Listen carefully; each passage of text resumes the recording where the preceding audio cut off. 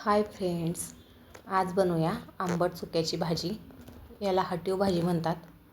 इथे चुका आणि शेपू मी स्वच्छ धुवून कट करून घेतलेली आहे. आता आपण याला शिजायला टाकू.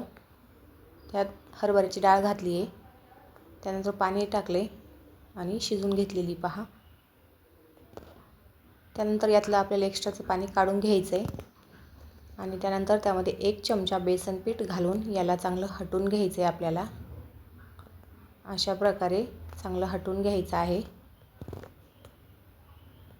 एकदम छान लागते ही भाजी चवीला. एकदा नक्की ट्राय करा.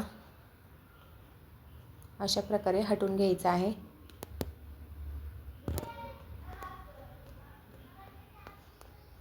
चला तर आता आपण भाजीला फोडणी देऊया.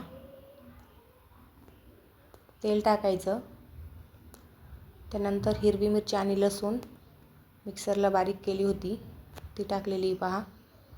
इथे दुसरं आणखी काहीही टाकायचं नाही आहे.